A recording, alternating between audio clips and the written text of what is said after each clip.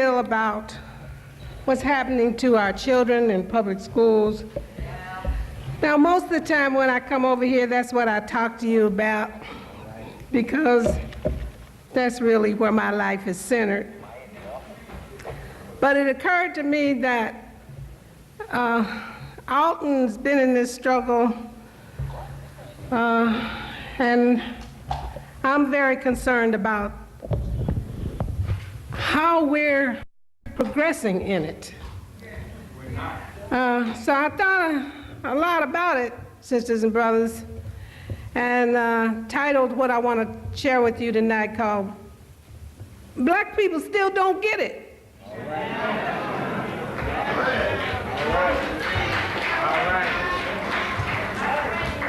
right. For some time now, I have been trying to get the idea over that black people must take charge of their lives and those of their children.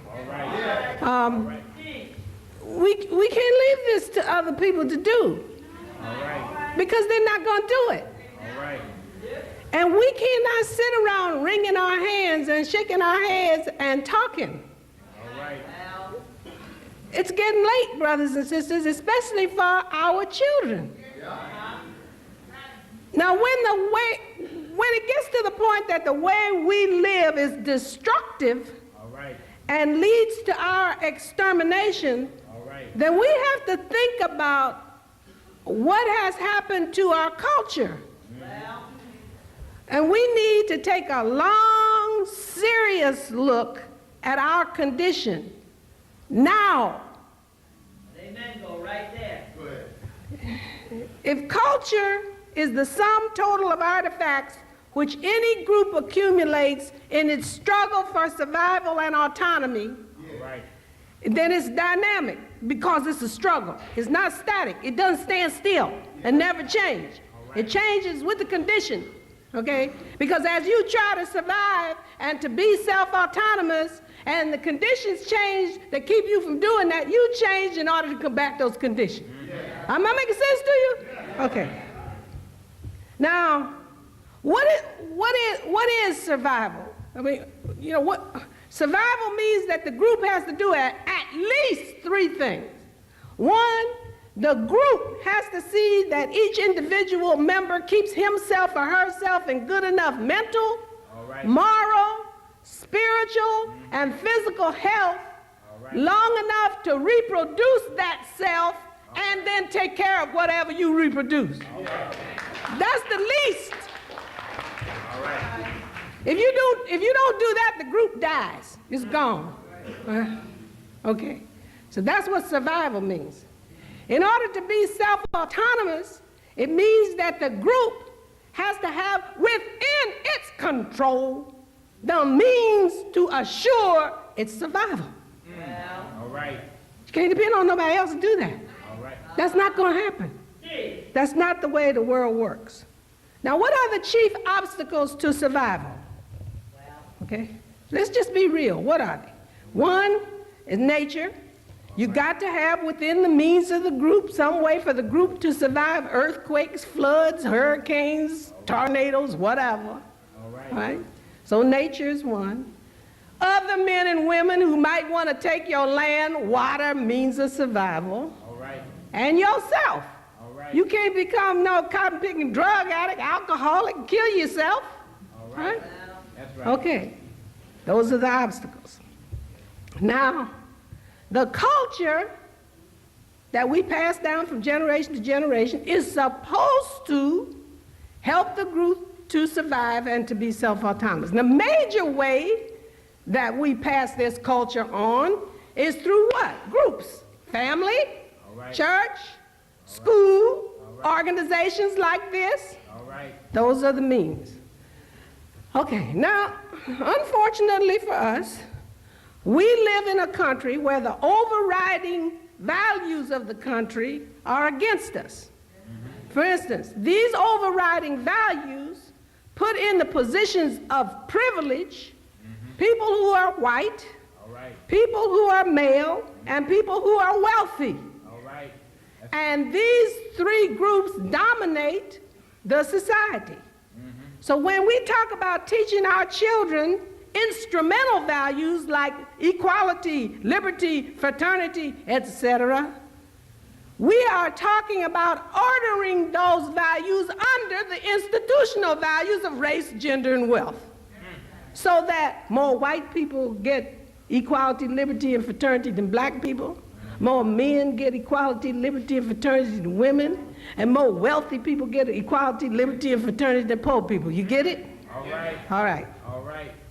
It doesn't do enough then, ladies and gentlemen, for us to teach our children about the instrumental values, you know, if we don't teach them the impact of the institutional values on the distribution of the latter. Otherwise, our kids don't get the full message and don't know how to behave. Now, when I was a young woman looking for a job in 1947, the newspapers would advertise, "No Negroes need apply." All right? Chicago, Illinois, March 28, 1947, Chicago, Illinois. I did not say Mississippi. All right. North, I was up north. All right? Right. So, what did that say? That said that on March 28, 1947, when I was looking for my first job, affirmative action was for white people. Now, just because we didn't call it that then, ladies and gentlemen, doesn't mean it wasn't. And now that it's our turn to have affirmative action, it's suddenly no turns. No turns. It's always our turn, right? It's always white people's turn for affirmative action. Nobody else gets a turn. So much for taking turns. But isn't that what we teach for 2 weeks in kindergarten? Oh, the teacher tells you, your child has to learn to take a turn. We teach him take a turn in kindergarten, take a turn in first grade, take a turn in second grade, wait your turn in third grade, don't butt in fourth grade, stay in line in fifth grade. When you get to be an adult, you stand and queue up at the cashier. Take your turn, wait your turn. But don't nobody take no turns in this country. It's always the white man's turn. It's always the rich man's turn. It's always their turn. All right. So much for taking turns.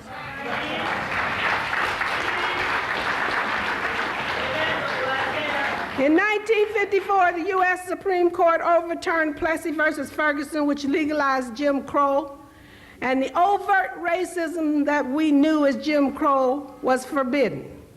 And most Negroes, now calling themselves black, thought the problem was solved.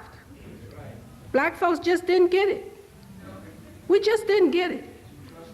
We thought that the problem was segregation. But segregation was a symbol of the problem. The problem was this institutional value system of race, gender, and wealth. That's the problem. And ladies and gentlemen, it still is. The United States is not a democracy yet. It's trying to be, trying to be. And I always tell my students when they say, "I'm trying to do it, Miss Sizemore," I say, "Come here." And I say, "I'm trying to hit you. I'm trying to hit you, right? I'm trying to hit you." And then when I finish, I said, "Did I hit you?" And he said, "No." I said, "So much for trying." Right?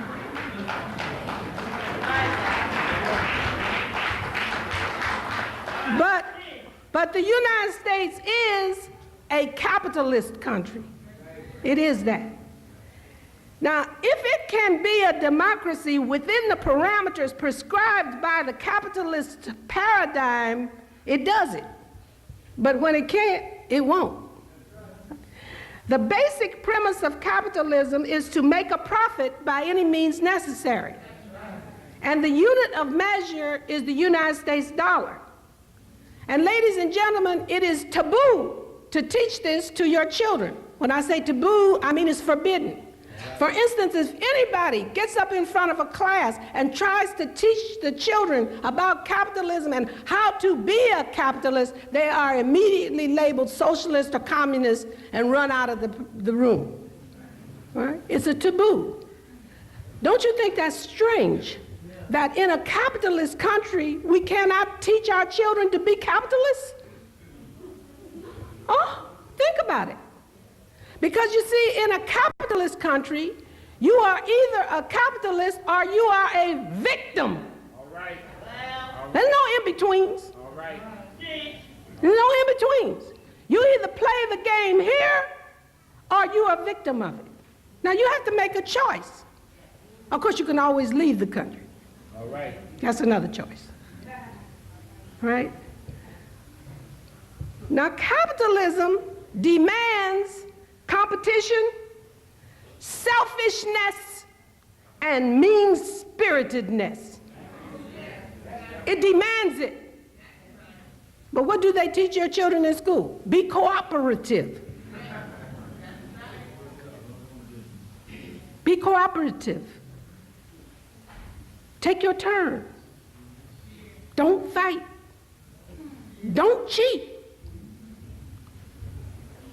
Now, everybody engaged in capitalism knows that the motto is win if you can, lose if you must, but always cheat.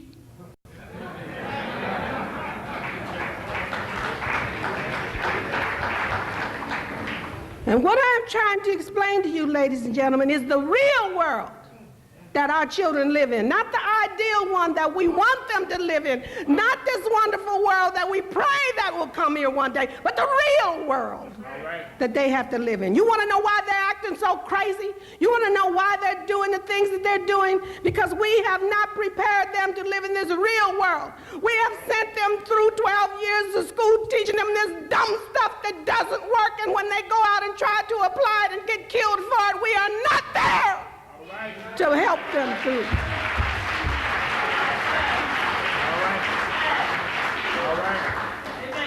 We are not there.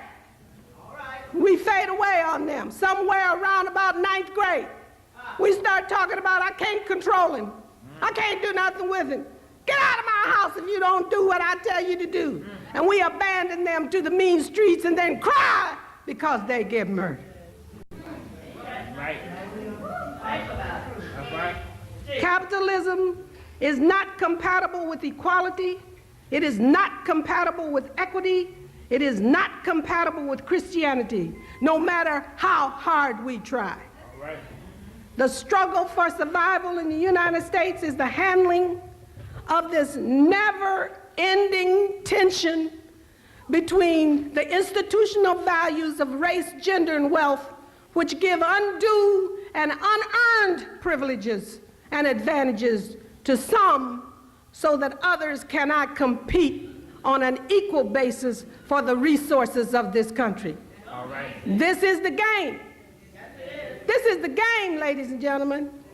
As Alton told you, politics is the management of the conflict which occurs when groups war over the resources. All right. Resources include money, All right. land, right? So politics is just the passing around of the resources. Right. If you don't have the resources, as Alton told you, you're not in the game. Right. Black people just don't get it. All right. All right. We just don't get it. All right. Those who are at the bottom form a group which is bound by its cultural artifacts. That's language, religion, tradition, art, music, style, values. And these form a bond of cohesion which, if nourished, does become nationalism. All right. Right. But it has to be nourished. All right. And it has to be nourished by the group. All right. Thank you. How do we do that? Family, church, school, organizations, All right. institutions. Okay. All right.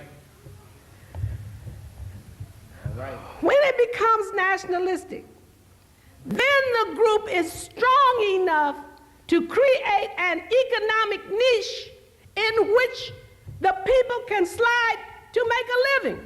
All right. But under capitalism, you must be a producer. You cannot continue to be consumers.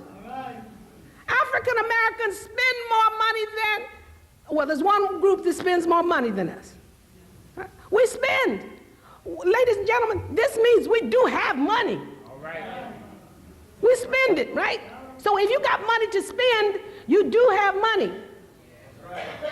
This girl lost her father. She was in medical school when I was living in Pittsburgh. This young lady lost her father, and he left enough money for her to go to school to finish her medical school, but it was in probate in the Pennsylvania court, and so she needed the money to pay her tuition right away. So she came to me and she said, do you think that you could give $5,000 for me to pay my tuition? And she needed it like in 2 weeks. So I went to my block club. We had a nice little block club, you know, all these little middle-class people, professional people up on the hill. They're called Sugar Top in Pittsburgh. And so I went around the block club and I said, can we get $5,000 together to get to this girl so she could get through school? And they come talking to me, well, we haven't got that kind of money. Now I said, well, let's figure out some way to do it and we'll meet in 3 days. And so during that 3 days, I walked around in the 6-block area in which I live, which is called Sugar Top in Pittsburgh, and I just wrote down all the cars that cost more than $35,000. Now these cars, mind you, costing more than $35,000 was sitting out on the street. They didn't have garages to put them in. So I went to the next 3-day meeting and I had the long list of cars and I said, look, sisters, I said, look at all these cars that white people are parking in front of our houses.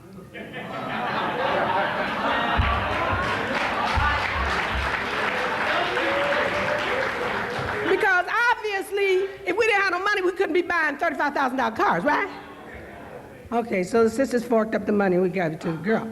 But my point is that we say we don't have any money, but funny enough, we got money to buy all of these clothes and all of these cars and all these rings. I see brothers and sisters with 9 pounds of gold hanging around them, talking about they ain't got no money. Well, I guess not if it's all on plastic.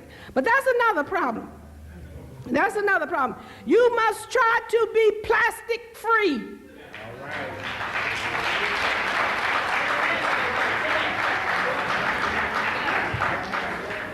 The plastic makes you a victim. The plastic makes you a victim. You will never participate in the capitalist process as a winner if you are a victim. All right. Then the brother came to me and he talked to me. He said, all this old capitalism crap you talking about, he said, you ought to shut up because we don't want to be engaged in capitalism. I said, show me your wallet.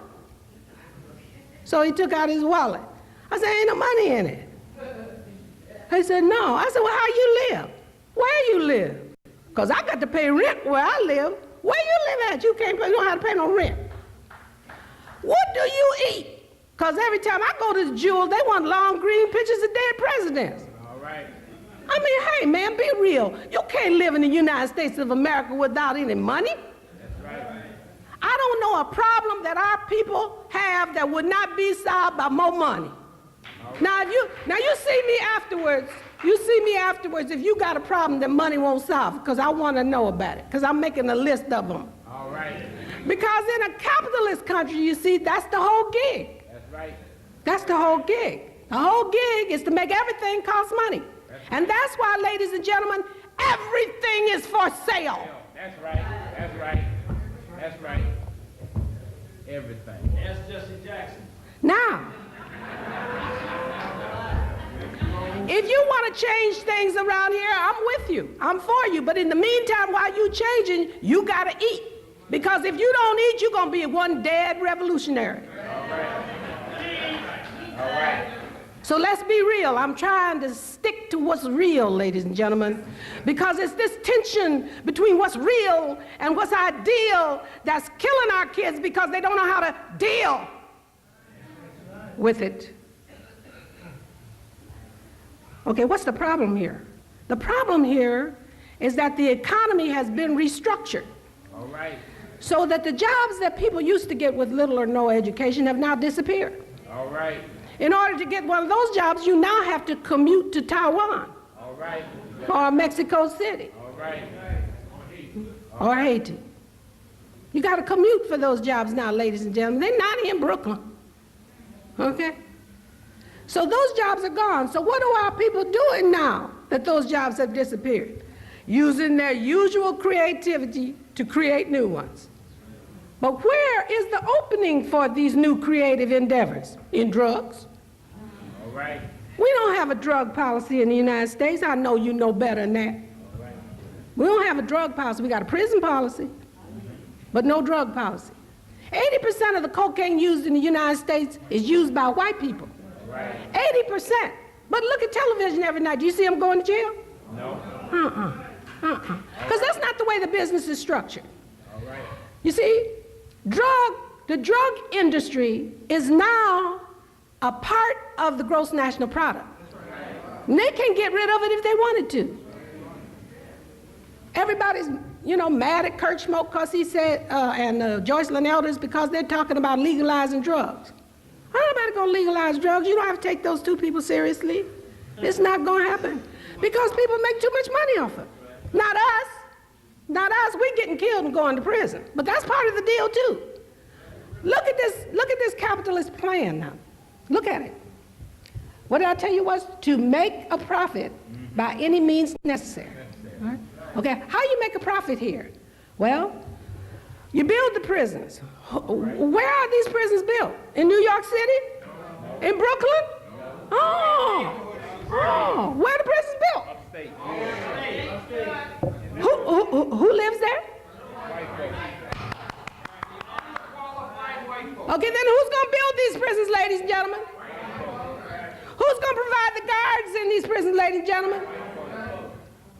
I rest my case. All right. Going to provide jobs, both construction, maintenance. Okay, that's where the job's going to be in prison. All right, now let's look at where the money goes. A sociologist named Troy Duster at the University of California, Berkeley, has been studying the drug business. Troy is a brother. He's a sociologist. And what he noticed is that there are layers, just like in any other hierarchy, right? There's guys at the top, guys at the bottom. Okay, as you come the top, the international cartel that runs the drug business, it's on top. Those are the international owners of the drug business. And then underneath them is a layer of international distributors. These are the people that distribute drugs all over the world. Then underneath them is a loose network of international bankers. They launder the money so that it can be distributed into legitimate business. And it is this money that's fueling the economy now. All right. That's it. There you go. So if you're looking forward to drugs disappearing, you are really naive. That's right. Black people just don't get it. That's right. They just don't get it. That's right. The bottom of the industry, the street industry, is run by poor black and Latino people, or anybody else that's poor won't get in it.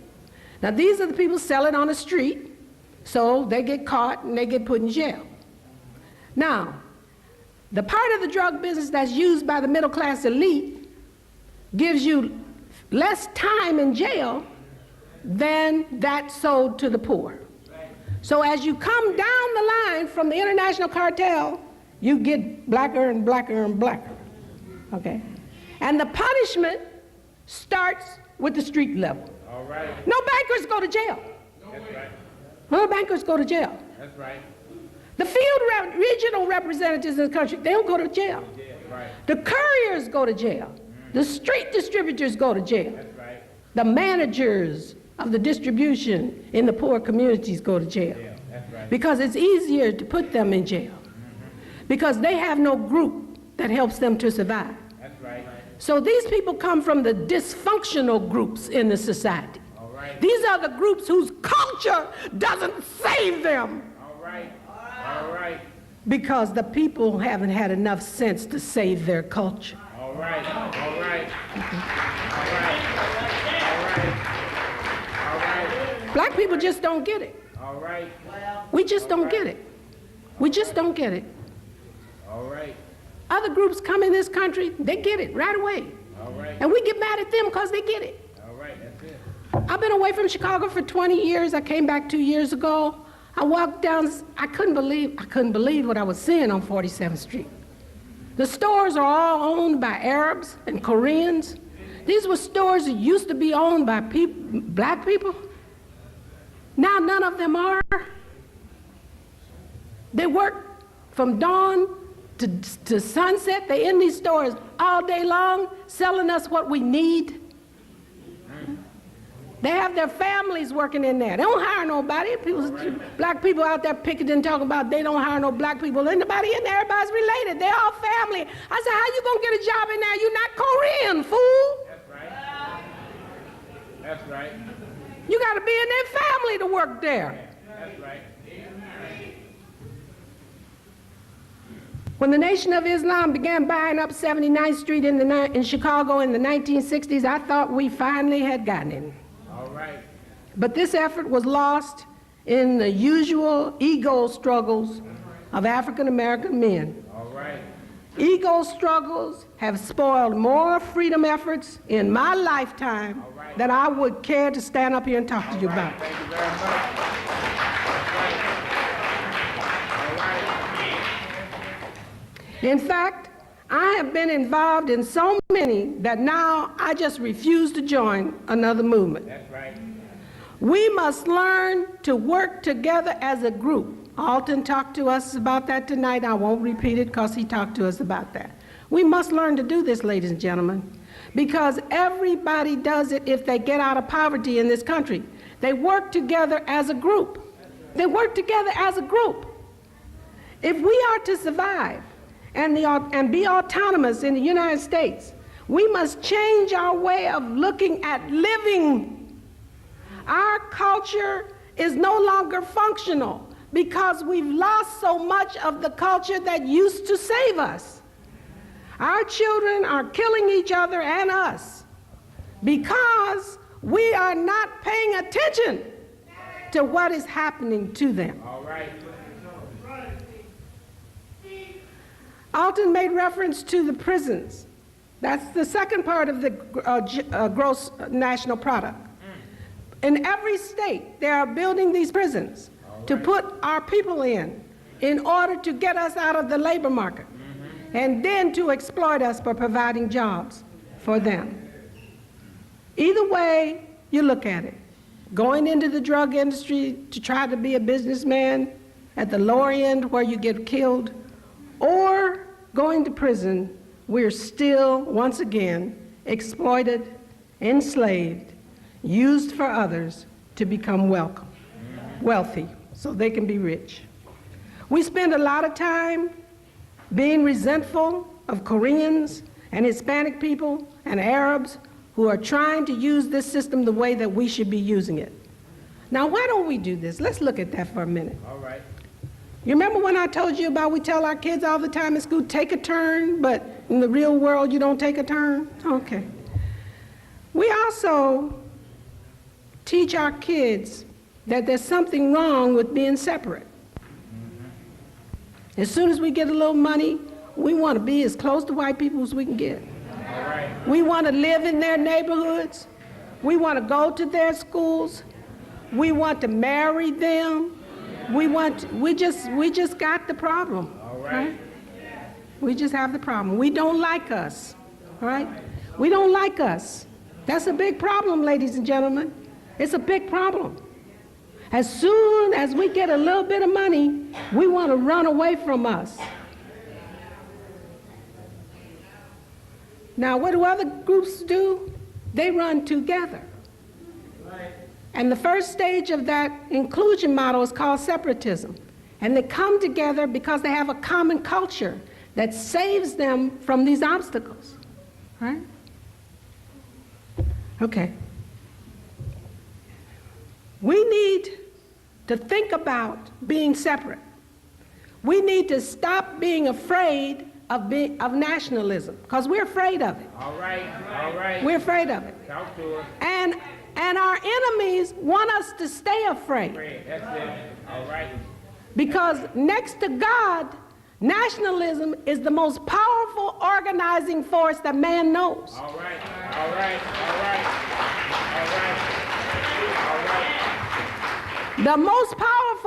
The most powerful is God. And if you don't believe me, look at the fundamentalist right, how they are driving abortion out of this country without changing the law. That's right. How are they doing it? Killing doctors, All right. shooting them. All right. See, that's what a powerful dynamic will do for you. If we had a powerful God dynamic, our kids wouldn't be killing each other. They might be killing somebody else, but it wouldn't be each other. That's it. That's it. That's it. But we don't have that. We don't have a powerful God dynamic. We used to, but we don't more. Next to that is nationalism. That's the next most powerful dynamic you have for organizing people. All right. Now, at one time, we had a model, and that was the Nation of Islam. And they were using it to death, but ego killed it. In her paper, Whiteness as Property, Harvard Law Review, June 1993, Cheryl I. Harris argues that whiteness is built on both exclusion and racial subjugation. And this is how she says it's used. Race has not only been constructed as race, but also as a privilege. That's why we got this hair problem.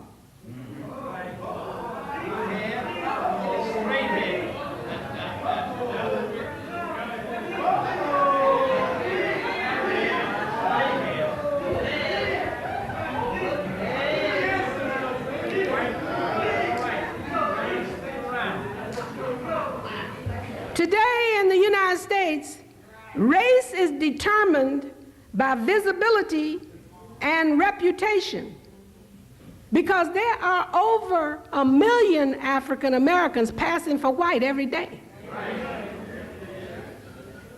And if you make friends with some of them, they will give you some powerful bits of information about the other folks that help you.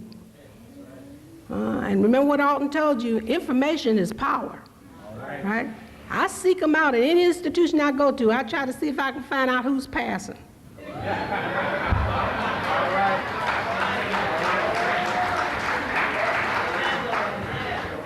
Now, you can't tell on them now. That ain't the point. I want the information. Tell me what these doctors do in this hospital when they come in here. Tell me how they treat us when we come in here, because I want to know before I bring my mama over here. All right. And they'll tell you. That's if you don't turn them in. All right? Okay.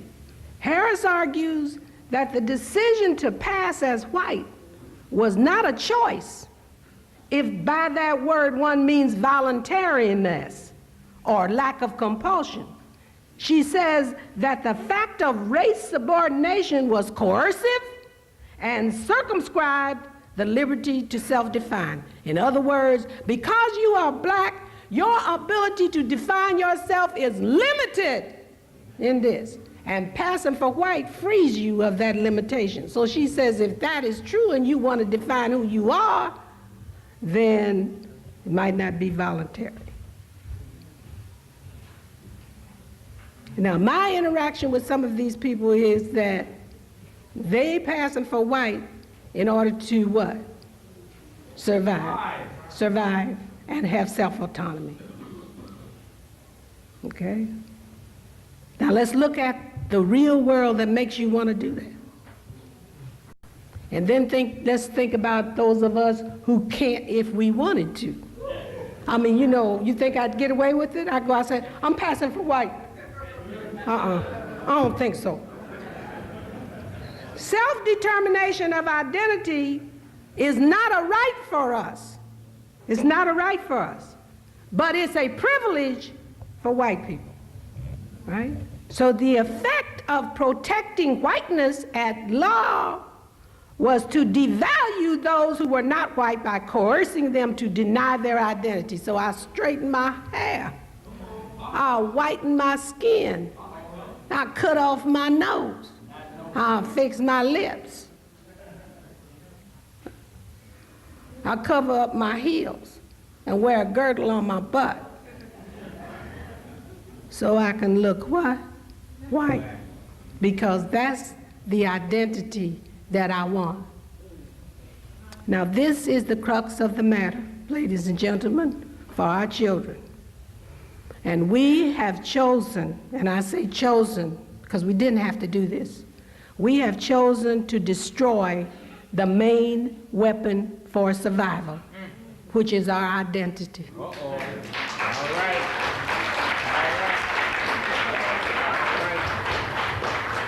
And this has posed a severe problem for us and for our children. Because if I don't like who I am, I'm hardly going to raise a child who does. Because my child is a mirror of me. All right. All right. The way out is through mobilization of the group to struggle for the survival of the individual. All right. And you have to understand that black folks just don't get it. All right. I'm not giving up my individual right to sacrifice for the group. That's not what it's all about. Hey, the problem with that is the Constitution gives you individual rights, but you can only protect them as a group. All right. See, that's the problem. All right. All right. That's the problem. Say that again. To survive, the group must ensure that each individual member is able to take care of himself or herself, reproduce himself or herself, and take care of the progeny. And we are losing the group function. It doesn't matter where. We're losing it in the family. We're losing it in the church. We're certainly losing it in the school. We're losing it in the community. We're losing it in our institutions. Our families are disrupted. Only 26% of all African American children live with both parents. Our churches are predominantly female, 80%. Our schools are mostly dysfunctional. Children do not learn anything in them. And our communities are disorganized. No leadership, no resources, no support. Black people still don't get it. We don't get it. We just don't get it. That it's the group function that's going to carry us through. It's the group function. Individual members working together as a group in order to take care of their own children, take care of their own poor and elderly, take care of their own disorganized and mentally ill. We can't even get control of the NAACP. This is our largest organization, and we can't even get control of it. We cannot even hire and keep the executive director of the NAACP. And this is no surprise. All right.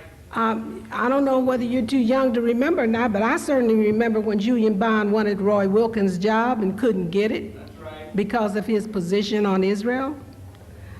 Look at the African Americans chosen by President Clinton. Ask yourself if they represent you. No. Who recommended these folks? All right. What group?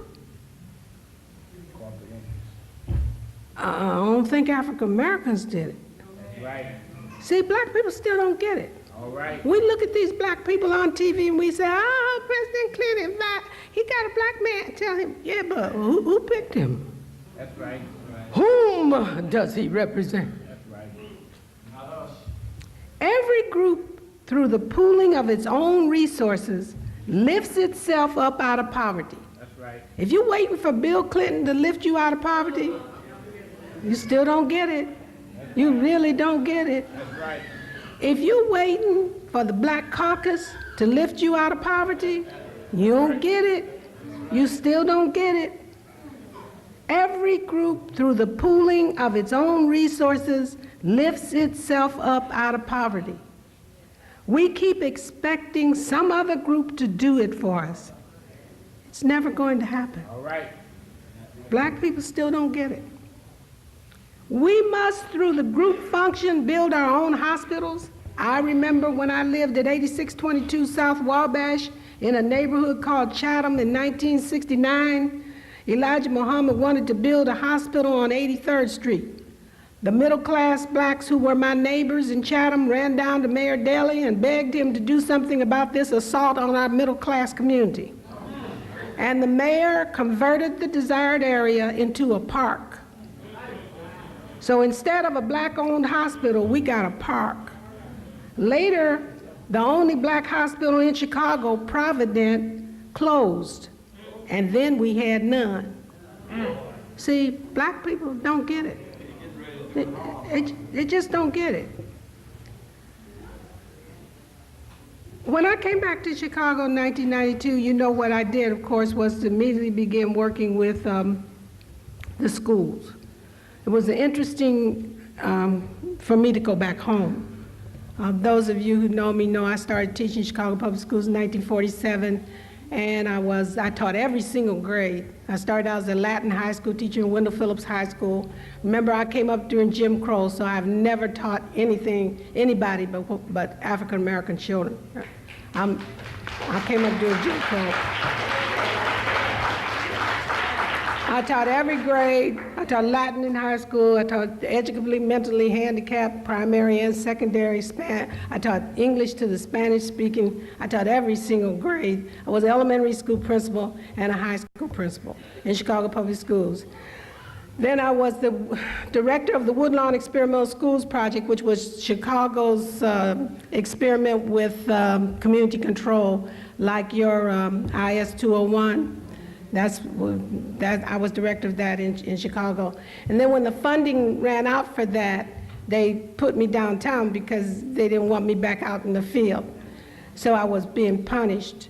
And I was given an assignment with this white man. I hated him. I'll just tell you the truth. I try not to hate, because hate really destroys you. But I hated this man. And the feeling was mutual. I understand, the feeling was mutual.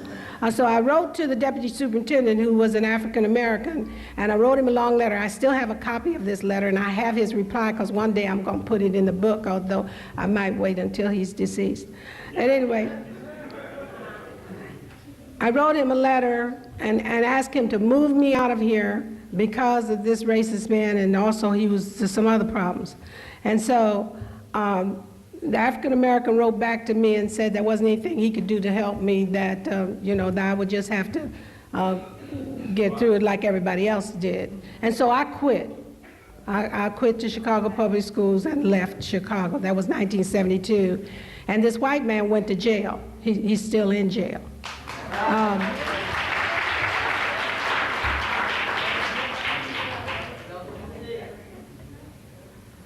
So when I got back home, in 1992, I started work with schools. I'm now the Dean of the School of Education at DePaul University, and this is a strange place for me to be. It's a Roman Catholic university, and I'm Baptist. When I first came, I was going to retire. Those of you who know me know my mother had Alzheimer's, and I was trying to get home. I'm an only child. I did get home, thank God for her many blessings. I did get home in time before my mother died. But anyway, I was retiring from the University of Pittsburgh. I was 65 years old when this man told me this job was available. So I told him I really wasn't interested. I said, I'm not Roman Catholic, and I don't want to spend the rest of my life in a Jesuit institution, reviewing esoteric bodies of knowledge and all. So he said, oh, this is not a Jesuit school. Well, I'm not Roman Catholic, so that didn't have any meaning for me. He said, this is a Vincentian school, and I didn't know what that meant either. So he sent me a book about St. Vincent de Paul, who was the founder of the Congregation of the Mission, which is the order of priests who founded DePaul. He's a very interesting man, St. Vincent de Paul. One time in his life, he was enslaved, and he founded this mission to help poor people. And so when I read his story, I said, well, at least I'll go talk to these people and see if this is for real or if this is, like 9/11, just a joke. So I went in there to talk to them. And I found out that they really are for real. They have a feeding station there on Sheffield and Webster at the St. Vincent de Paul Church. And if you get there in the morning between 7:30 and 8:30, you'll see a line of like 50 to 100 black men coming in there to be fed and clothed. They also have programs for juveniles and little children in the St. Vincent de Paul Center. So I said, okay, well, maybe God has blessed me and finally put me somewhere where I wanted to fight people to help poor people. And that is true. In the twilight years of my life, I am in a job where I can without any apologies, anytime I want to help poor people. And so that's what I did. Those of you who know me remember when I got fired from my job October the 9th, 1975 as superintendent of the D.C. Public Schools, that I promised God if she would help me find another job somewhere, doing her will, that I would devote my life to doing that. And so this is where I am. Okay, so I have 10 schools. I have 10 schools that I work in. 10 schools that I work in. These are schools that are 100% African American or 100% Latino. The children are all poor and they're all low achieving. And my job is to elevate and accelerate student achievement in reading and mathematics as measured on standardized tests for these children in these schools, and we're trying to do it in 1 year. Now, since I've been back in Chicago, I've been having a big fight with the reform movement, which is largely white. Now, mind you, the school system there is 56% African American, 32% Latino, and the rest white. But the entire reform movement is made up of elite white males, most of them middle class or more. What they are trying to do now is to abolish standardized tests in the schools so that when they take the schools over, when they privatize the schools, they will not have to be accountable to you. Now, there are several things that they're using to their advantage, and that is, first place, we suspect these tests. We always have. We have always been in the vanguard fighting the standardized test movement in this country. We have always been in the vanguard of that movement. And we have always said, back to Allison Davis, way back 1940, that these tests are biased against poor people and against minorities. We have always said that. We have always said that. So this is not new to us. We understand that. So now they're playing on our suspicions. They're saying to us, oh, these tests are culturally biased? And we say, yes, sure enough, that's right. So they say, well, we want your support to abolish these tests. And we say, yeah, fine, you got it. And then they abolish the tests. Then they take the schools away from you and give them to the corporations. And then you will have no way of knowing whether your kid can read or not. That's right. You cannot hold them accountable because you don't know what they do. That's right. Okay, but let's look at the real world now that these kids got to live in. Do you think that DePaul is going to stop asking your kid to pass the SAT with a 1,000 score to get admitted? Do you really believe that? No. Right. Because if you said yes, black people still don't get it. You still don't get it. Listen. Your kid, whether you abolish them or not, your kid is still going to have to take the SAT, the ACT, the MCAT, the LSAT, and any other kind of T that they got going for them. They want to keep you out of a job. This system is not about to be test-free because tests sort you out too effectively. This white reform movement is trying to sell you assessment by portfolio and calling it authentic in order to pull the wool over your eyes. Let me tell you, anytime a test depends upon a white jury to tell you whether or not you are competent, you can believe it is not going to work for you. And if you think so, black people still don't get it. You just don't get it. You just don't get it. All right? Now, the only place in this society that you can get in by portfolio is prison. All right. You can't come to DePaul by portfolio.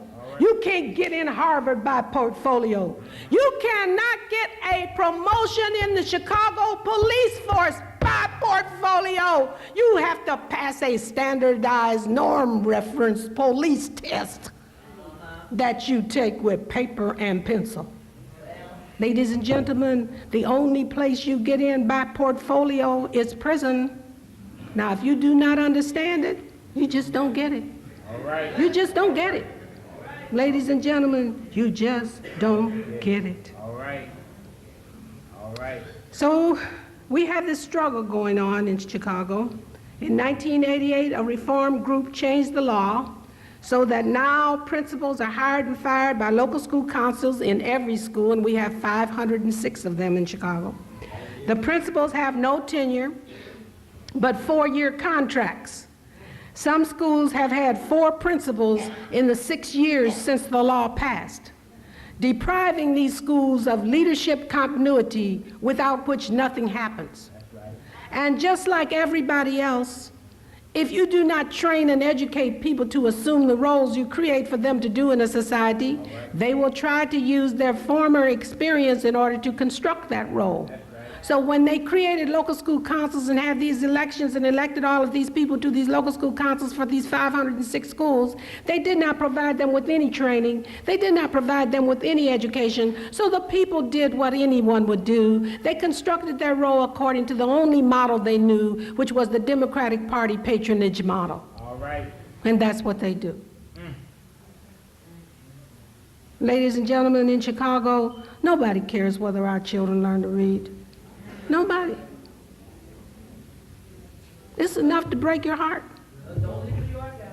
You walk into these schools, ladies and gentlemen, and you see our children in there wanting to learn, anxious to learn, with teachers who don't give a damn, who don't even try, who give excuses and excuses and excuses, and who still get their paychecks, still get promoted.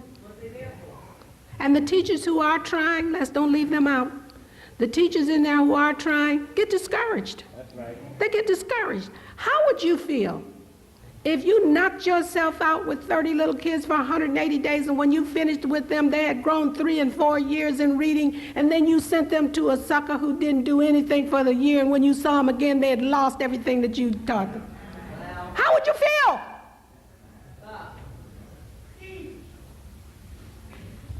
You can't do this to these teachers. We can't do this to these teachers. We can't do this to these teachers. We've got to make these schools places that work for our children. That's right. And that's our responsibility, ladies and gentlemen. That's our responsibility. We cannot send our children to these schools, I don't care whether public, private, or parochial, and abandon your children in there and expect people to do what you should be doing for them. It's not going to happen, ladies and gentlemen. And if you think it is, you still don't get it. You just don't get it. You just don't get it.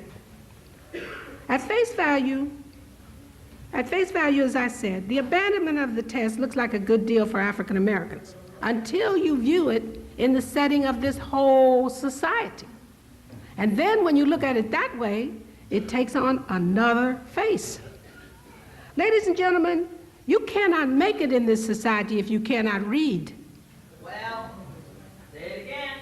It is. It is. No. Our children are coming out of the high school and they can't read. They can't read. And our children are normal, ladies and gentlemen. Our children are normal. But we allow people to say they're not. Every time you sign a blue sheet sending a black kid to educably mentally handicapped, you're saying this is not a normal child. Listen, God did not create that many dumb black people.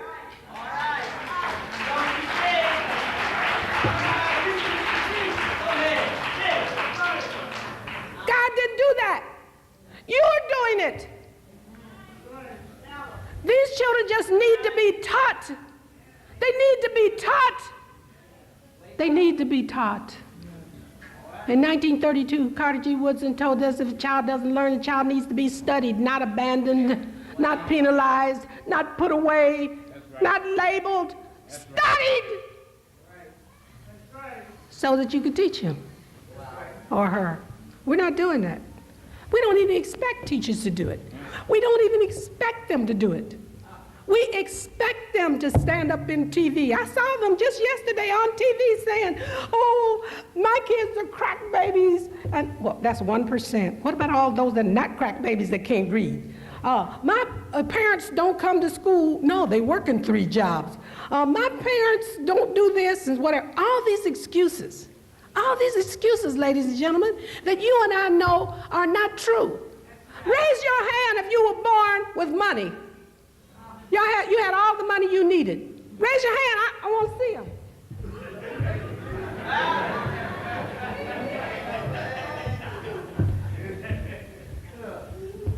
You could learn to read, and you were poor. How many of you had only one parent? grew up with only one parent? Okay, how many of y'all can read?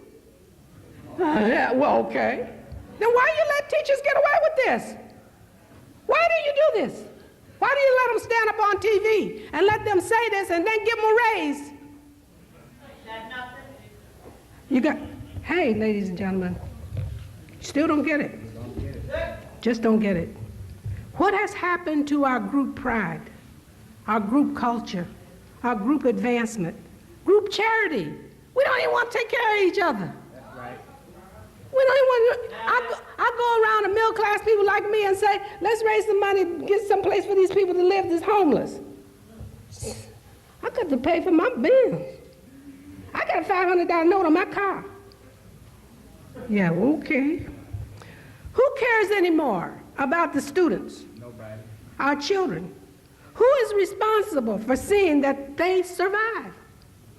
We have proceeded with political strategies as though politics can be considered separately from economic strategies.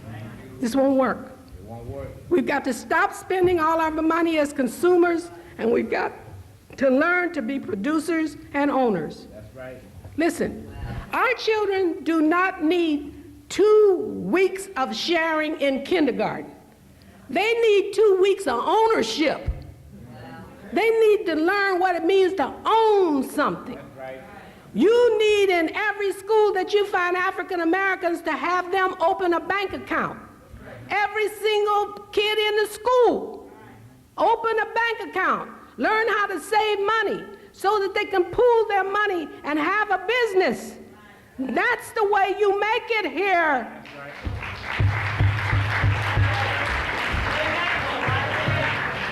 We have no way to sanction leaders who don't lead, teachers who don't teach, principals who don't principal, preachers who don't advance the group, politicians who don't represent our interests, businessmen who don't help the group, athletes and entertainers who sell out.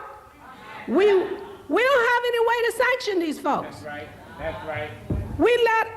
I was standing in the record, no, they don't call them records anymore. We call those things, Georgie. What do you call them little round things? CDs. I was in there, the little girl was buying a CD by this foul group that denigrates women.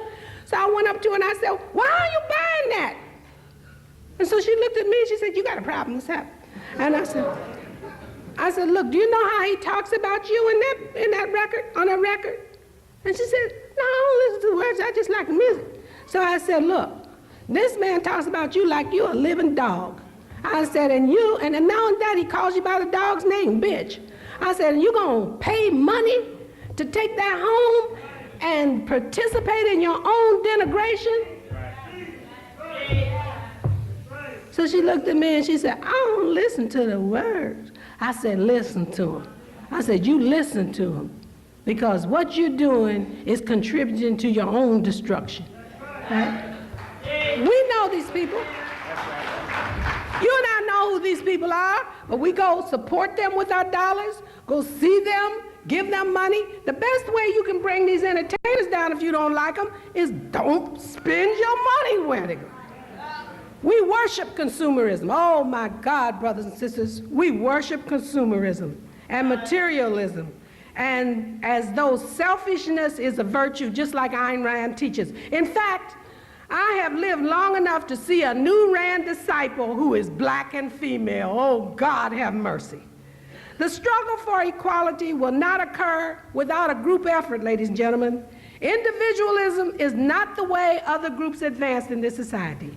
Wealth is accumulated by one, but passed on by the group, by the family, by the business, by the institution, by the organization. The Kennedy fortune, the Rockefeller empires, those were begun by one person but passed on and increased by the group effort. That's right. That is the nature of the company, That's right. the heart and engine of capitalism. The Millionaires Club, formed in the African American community, largely by entertainers and athletes, passes on what and to whom. Except for a few of them, like Bill Cosby, it seems to be too little and too late. It is more important to us to buy a $40,000 car than to give $10,000 to Philander Smith College or Tougaloo. Right. We just don't get it, ladies and gentlemen. Black people just don't get it. right. There are not enough people like Ruth Hare in Philadelphia who accumulated wealth which she invested to pay the college tuitions and fees for a group of 6th graders if and when they graduated from high school. One Benz would pay 4 years of college for somebody. All right. Okay. Raise your hand if you think Bill Clinton is going to be the father to our children. Raise your hand if you think the Democrats are going to take care of our elderly. All right. I know you don't think the Republicans are going to do anything for us. All right. If it is to happen, we have to do it. If not, ladies and gentlemen, we will not survive. All right. We will not survive. All right.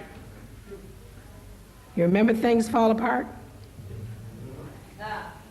The white man put a knife to our people and things fell apart.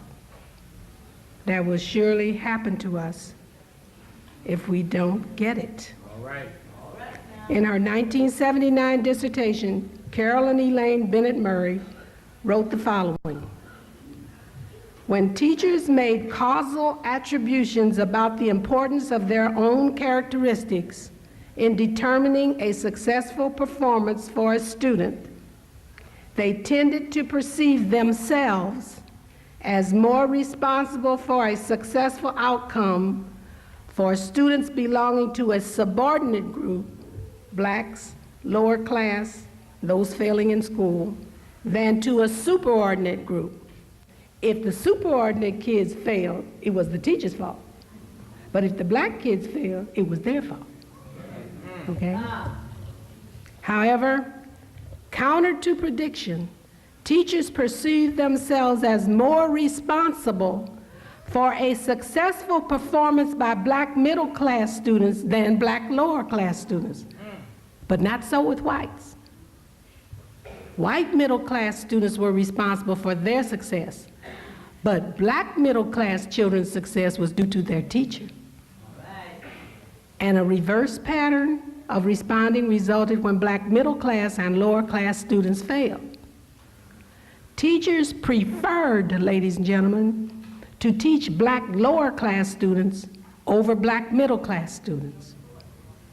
The major implication of Bennett Murray's findings is, to the extent that positive sentiments manifest themselves in rewards, a minority student will often be rewarded for failure and punished for success. Hence, the differential level of scholastic achievement observed among students of various socioeconomic and racial backgrounds may have less to do with tangibles, such as books, buildings, equipment, and so forth, than to do with intangibles, such as the differential expectations, the causal attributions, and sentiments expressed by the teacher for the student. Here we find that teachers tend to like, that is, express positive sentiment toward, students whose characteristics live up to their expectations. Hence, since smart African American students do not live up to the teacher's low expectations for African American students, they do not like them. So the African American student in schools is damned if he does and damned if he doesn't. Now tell me, who wants to stay in school under these conditions? Yet, many African American teachers behave in the same way, disregarding their tradition of pride, honor, intelligence, and struggle. I do not know what has happened to us, ladies and gentlemen, over the 40 years that I've been in education. How did we arrive in this place? The white man has put the knife to what binds us together, and now things fall apart. After all of this history, struggle, the great men and women, Frederick Douglass, Harriet Tubman, Martin Delany, Sojourner Truth, W.E.B. Du Bois, Ida B. Wells Barnett, Booker T. Washington, Mary Church Terrell, Martin Luther King Jr., Rosa Parks, Malcolm X, and Betty Shabazz, Leonard Jeffries, Shashi McIntyre, Donald Smith, and Alton Maddox. We still don't get it. Thank you.